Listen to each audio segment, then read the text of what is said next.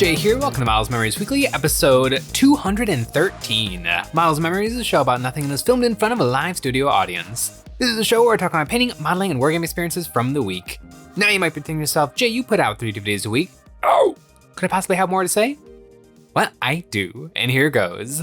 This week, Games Workshop actually showed off a very interesting little sneaky preview, and we got hit with a brand new Space Marine unit. Huzzah! Space Marines get a new kit. But first, now usually I tend to ignore the Warhammer Community Rumor Engine because I think it's a cute, fun thing that they do, but they wait way too long in between showing you the tease and showing you the finished model.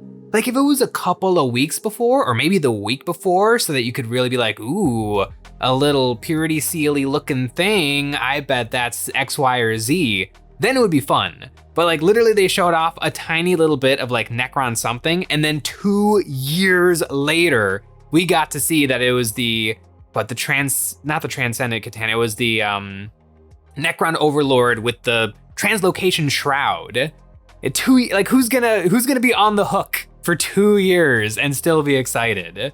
So I'll peek at it, but usually it's like, oh great, I can't tell what that is. Great, that was a good use of my time. But this week, they showed off a little skull with 3 eye socket holes and a very familiar looking little bouquet of spikes and metal things. This is the new Black Templar character that they're gonna make. So the Black Templar Codex is coming soon. I'm very, very excited for it. And keeping the tradition of Warhammer 40k 10th edition, every faction, except for a couple, get 1 new character. And honestly, Black Templar, we're really well taken care of. We don't need anything. Like, we are so well stocked for characters. We got High Marshal Helbrecht, we've got Chaplain Grimaldus, we've got Emperor's Champion, we've got Castellan, and we got Marshal. And then also the entire pantheon of regular Space Marine characters, minus the Librarians, because Librarians are icky. But we're pretty well taken care of. We've got the Crusader squad, we've got the Sword Brethren squad, we've got we can take all of the normal Space Marine vehicles, but we get to take a multi-melta on them, which does help. It's really nice to have an extra 2 shots of strength 9, AP -4 damage, D6, but with melta for the +2. Like it's a good time to be a Black Templar player. And we're gonna get a little something else. Now, the reason that I know that this is a Black Templar object is number 1, that crest on top is almost identical to High Marshal Helbrecht's little decoration that's attached to the back of his power plant. And then that skull is a Psyker's skull, and Black Templars hate Psykers. So presumably this is an anti-Psyker character, which, you know, it's interesting enough. Hopefully it'll be maybe some new lore written about a Black Templar character that specifically hates Psykers. In game, I'm not necessarily looking forward to that because number 1, there's not that many Psykers in the game. It's just not something that matters. There are a couple of units here and there that have like anti-Psyker keywords. Black Templar can specifically, with one of our vows, we can get crazy against anti-Psyker armies, but like it feels mean to do it. Like if I know I'm gonna be playing Sean and his Thousand Sons, I could take the vow that gives me really, like it just energizes my whole army against Psykers, but it just feels mean. Like I'm clearly list tailoring. And the Black Templar detachment is written in such a way that you are meant to list tailor. Like before the game begins, you can choose between lethal hits, sustained hits, 6-up deal no pain, or the anti-Psyker, which makes it one of the best Space Marine detachments that exists, but it does feel a little mean. You know, if I'm playing into demons, I'm like, okay, I'm gonna take the anti-Psyker one, as long as I'm not fighting Khorne. But an anti-Psyker character, another problem with a specifically anti-Psyker character with like anti-Psyker on its weapons and abilities, is it pretty well choreographs exactly what you're gonna do. You know, if I see Magnus Red from across the table, what is my anti-Psyker character gonna do? Except for beeline it straight for Magnus. And either my opponent lets me do it, or my opponent just makes sure that never happens. You know, it's a weird, Psychic is in a weird spot in 10th edition, a little bit like Morale. I like Battle Shock. I think the current Battle Shock system is one of the better systems that it's existed as, but it just so rarely matters. And when it does matter, it's like a feel bad moment. Like my crew carnivores, I can take a big squad of 20, and then if they die, I can spend 2 CP to put them back in strategic reserve and then bring them back onto the table. Super powerful ability. Can't do that if I'm battle shocked. Like, the little tiny things like that are the things that are fussy about Battle Shock, where back in the day, like, you would have to retreat or you would have to lose models to having them flee from the battlefield, or they had to run D6 inches towards the nearest board edge, at which point you would forget that they exist, and then you would just forget about them for the rest of the game. Like, Battle Shock is interesting, but Battle Shock is maybe a little bit more important than Psychic in Warhammer 40k 10th edition. So an anti-psyker character, I'm looking forward to what it looks like. I bet it's gonna be really, really cool. If nothing else, I can use it as an alternate marshal for my Black Templar army, but I'm really excited for what are the Black Templar gonna get. We have the best detachment in all of Space Marines, and now we're gonna get some more? Are we gonna get 6 like a real codex? Are we gonna get 4 like the Tau? Like what are we, what goodies does Games Workshop have in store for the Black Templar? If I had to put money down, I would say it's gonna be like an anti-psyker type character, although as far as I know in the lore, there's nothing really like that. The Reclusiarch, which is like the head honcho of the Black Templar, the chaplains is Grimaldus, so we're not gonna get like another chaplain-y style thing.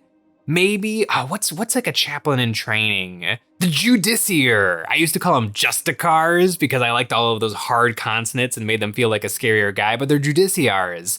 Those guys are really, really good. They're like a nice beat stick melee unit, and they grant the unit they're attached to fights first, which is incredibly strong ability, and a very Black Templar ability of, I always get to swing my swords first. That's a really, really good ability. I would love something like that. I can take a Judiciar or just a car. I can take them for my Black Templar army, but maybe something that specifically grants fights first, but is even more on brand for the Black Templar. Although I don't know how many more characters I can fit in my list, because obviously I'm a Black Templars player, so I have to take the Emperor's Champion. It must be in the list. It's 75 points. It's actually really, really cheap for what you get. Sometimes it's best to run it just as like a lone operative who doesn't have the lone operative keyword, but just as a guy running out. I've had my Emperor's Champion like one-shot Chimera transports. Like the Emperor's Champion is really, really good. So I don't know what one singular character that Games Workshop has in store for the Black Templar, but I'm really excited for it. And it'll have a spooky little Psyker skull on top because we hate Psykers. We are actually not allowed to have librarians in our lists. That is a stipulation for taking Black Templar keywords units, is you cannot take them with Psyker or librarian characters. I don't buy a ton from Games Workshop, so I don't have a good chance of Games Workshop accidentally sending me the character ahead of time, because they keep seeming to do that, is just to mail random people like models that shouldn't exist yet or shouldn't be available. There was a recent leak. Somebody accidentally, I think it's hard to believe it's an accident now that it's happened, I think 3 times, but somebody got sent the new Dark Eldar character, and it looks really, really cool. So I want the Black Templars. I want all the Black Templar stuff. I'm working on my Black Templars army. I got some really spicy things in the works, and I just want more. And I want more detachments. The Grotsmas detachment for the Black Templars was really, really good. The only problem with it is it wasn't as good as Righteous Crusade. So there's not a huge incentive to bring it, but I do like it. I think it gives extra 2 inches of movement to all Space Marine units. That's really, really good. Now, there's definitely ways of getting extra movement shenanigans out of a Black Templars army and being in Righteous Crusade. But the Grotsmas detachment is really, really neat. And I'm excited to see if Games Workshop comes out with a bunch more detachments for Black Templars, what those are gonna look like. I know originally Righteous Crusade, at the launch of 10th edition, it was the vehicle detachment because all of your vehicles got essentially free multi-meltas. And so everyone was running like their Iron Hands as Black Templars. And then Games Workshop literally just was like, please stop doing this. And so they nerfed the Black Templar vehicles, and they kind of nerfed the detachment quite a bit. And so now it's not one of the most perfect Space Marine detachments, but it's still, in my opinion, it is still definitely the best Space Marine detachment. Also, Games Workshop, put High Marshal Helbrecht down in points. I know he's like the best Space Marine character. He's really, really good, and it's probably fair at 130 points, but if we could just bring that number down just a little bit, just for me, I would really appreciate that. But speaking of things that Games Workshop do, they dropped a new Space Marine kit on us, and that is an old Space Marine kit, and it is a refresh of the Drop Pod. I didn't even read this article when it first came out because I just saw a picture of a drop pod and I'm like, great, it's an article about drop pods. I didn't even notice it was a new drop pod because the changes are pretty darn subtle. Although when you read the article, you start to understand like that there's some kind of big changes. I myself have a cute little drop pod. I don't use it much in game because it's hard to find the utility for it. I think the drop pods were a little bit better when 40K was played on bigger boards, and so it was really hard to get around the board because it was so big, and so a drop pod had a little bit more utility of getting your Marines where you wanted them to be. And then there was the constant rules arguments of, do you measure it closed or do you measure it open? And if you measure it closed, it's like an okay transport. If you measure open, it's an unusable transport. With all of the petals unfurled, this sucker is 9.5 inches wide. And you have to be, 6 or 9 inches? I think it's 9 inches away from enemy units. So finding a bubble big enough to put this sucker in is really, really challenging. And the units that are allowed to go in the drop pod are also kind of tricky. They're not the type of thing, they're the sort of thing that have a lot of different options available to them to get where they want to be. You know, you can pop in a Rhino, you can pop in a Land Raider, you can pop in a Repulsor. You can just have them come in from a board edge on turn 2 or 3 with just the regular deployment shenanigans. You can often deep strike certain things. Like you're kind of stuck with Stern Guard Veteran, Tactical Marines, Intercessors, the Fire Intercessors, the Hellblasters. Hellblasters, there's something to Hellblasters hopping out of one of these, but Hellblasters are such a big points investment that you probably want to give them a transport. They work really, really well with the Repulsor because the Repulsor, if something shoots at your unit, they can hop back into the Repulsor before they get hit. And so that's a really, really nice ability. Where Drop Pod, as soon as you come out of the Drop Pod, you're kind of high and dry for, the Drop Pod is not providing any support or any cover. The new Drop Pod that Games Workshop has shown off no longer has a gun, which I think is fine. My little guy has the Whirlwind Launcher. Never done anything in game. My opponent will either just not care or will just stay far enough away that this thing doesn't get a shot at, or I just whiff my shots because it's one little missile launcher shot. Or you could put in a Stormbolter, which is also just 2 shots of strength 4, AP zip, damage 1. The gun is not a big deal. I don't mind losing the gun at all, especially if that means they can drop the points. How much is getting your regular Space Marines where they need to be? How many points is that worth? Not much. I want to say the Drop Pod in 10th edition it was like 60 or 70 points, which for that, just a little bit more money, you can have a Repulsor, you can have a Rhino, or not a Repulsor, Impulsor. You can have an Impulsor or a Rhino for quite a bit more points, but you get quite a bit better vehicle. You can have a Repulsor or a Land Raider. There's even something to the Storm Talon gunship or the Storm Raven gunship. I kind of want a Storm Raven gunship because I saw one at my friendly local game store and I didn't realize how big they were. They are flying Land Raiders. They're really, really cool. And they can I think they have a transport capacity of 12, plus they can transport a Dreadnought. That's really, really interesting. The Drop Pod sometimes has been able to transport Dreadnoughts because there is a Horus Heresy unit version of the Drop Pod that is a Dreadnought Drop Pod. And so I think 8th edition, you were able to put one Dreadnought in a Drop Pod, and there was something cute about doing that. But the Drop Pod is in an interesting place where it's hard to use. It's hard to get enough value out of it. Is a squad of Infernus Marines on the mid-board, dropping them onto the mid-board so that they can get a shot off, is that worth, between them and the Drop Pod, an almost 200-point investment? Not usually. One other thing that's a little disappointing about Games Workshop's new Drop Pod is the doors are going to be permanently open. I sort of get that change, but the Drop Pod kit is very, very hard to build. You have to get all of these pedals, you gotta get the butt and you gotta get the top. You kinda gotta dry fit them all together and then glue it very, very carefully so that these doors are able to appropriately lever open and closed. And if you do it just right, the doors will stay closed. There's no magnets in this guy. It just pressure fits together really, really nicely. But I've seen many a drop pod out in the world where the doors have either been permanently glued shut or the doors are kind of permanently wonkily open. So I definitely, if they redid the kit though, they could just engineer it to work better. The drop pod kit is surprisingly old, although holds up. It's a really, really good looking kit. So the new drop pod, the doors are open. I really hope in the rules though, it says that you measure from the hull of the vehicle so that the footprint isn't 9.5 inches big. The drop pod does have some subtle changes to the doors. So the doors are a little bit shorter. So maybe the new Games Workshop drop pod is like closer to 8 inches than 9.5 inches. And there's options to put some rocks on the doors.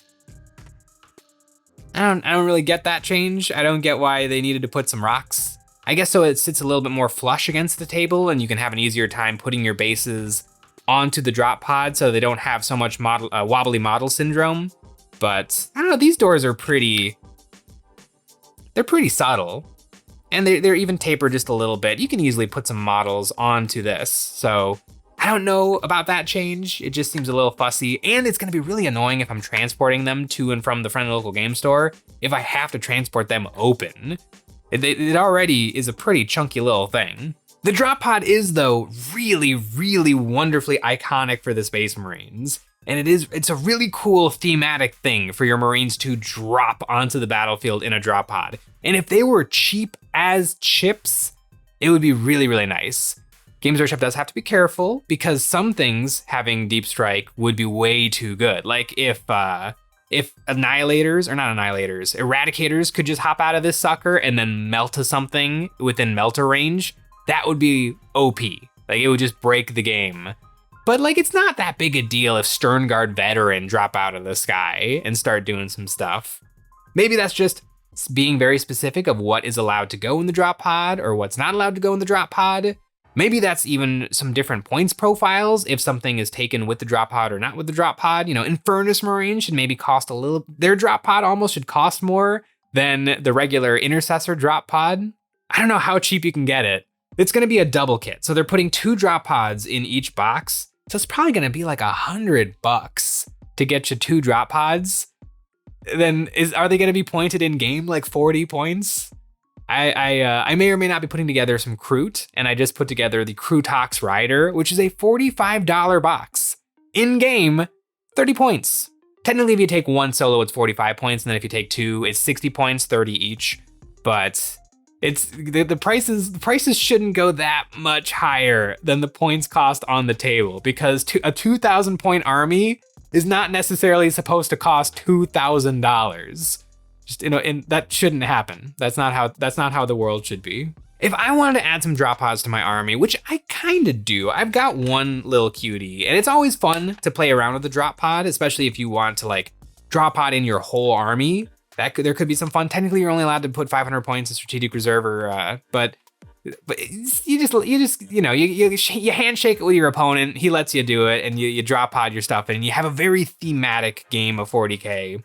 I think if I was trying to buy some drop pods right now, I would try to get some of the old ones, and I would try to get them new in box or new on sprue, because I don't know if I trust other people's build quality for the drop pod, but I do trust that the old kit looks good and has the opening closing door feature, which I do like. So I don't know, it's rough out there for a drop pod. I'm just trying to think I haven't heard any rumblings of anybody taking drop pods in any meaningful way in 10th edition. I haven't heard about it at any tournaments or anything.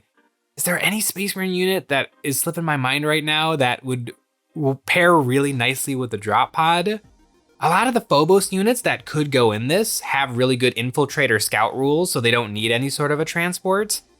Tactical Marines have objective secure, so they kind of want to be on objectives all game, and they don't want to wait around to be dropped in a pod. I guess Infernus Marines are good. If your opponent has a lot of toughness 3 chaff running around, Infernus Marines can definitely very quickly earn their points back. but I don't know if they can earn their points back and the points cost of a drop pod. Ooh, okay, new idea. The drop pod is a massive once per game bomb. You can drop it onto enemy units to deal like, I don't know, D3, strength 14, AP minus 3 damage, 4 attacks or something. And then the guys can get out. And as long as they can get out, not in engagement range, it's good. That would be really, really fun and would give the drop pod some real utility, because then it's not competing with the other just Space Marine transports. It's its own thing and it does its own things. That would be really cool. Games Workshop, do something like that.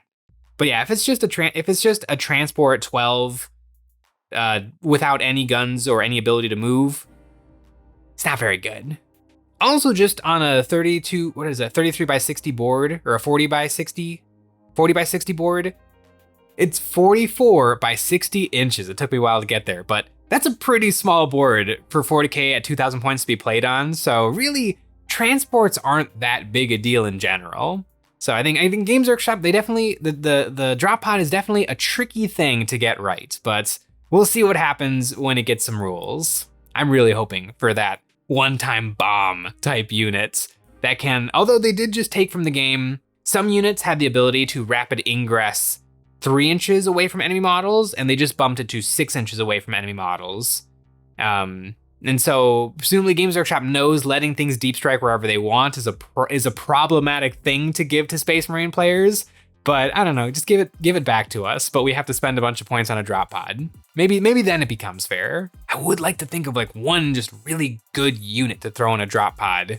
But I don't know, nothing comes to mind. Just let me take a Dreadnought in there. Let me have a gigantic Redemptor Dreadnought walk out of this tiny little pod. But speaking of pods that aren't so tiny, EonsOfBattle.com. EonsOfBattle.com is the place to find our merch, like the Nick and Jay dice, and is the best way to support us doing what we do with a membership.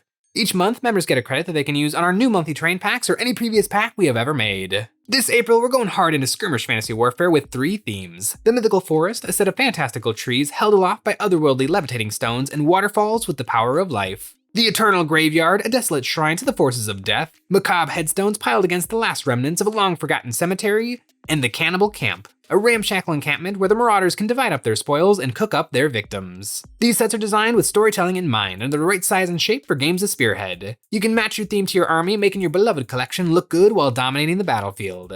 These sets are available on our website as STLs, and don't worry if you don't have a 3D printer, they are available physically, printed for you. Some really exciting Space Marine goodies in the pipeline from Games Workshop, but in the meantime, I have been working on some super fancy new stuff. I may or may not have started working on my Crootsies.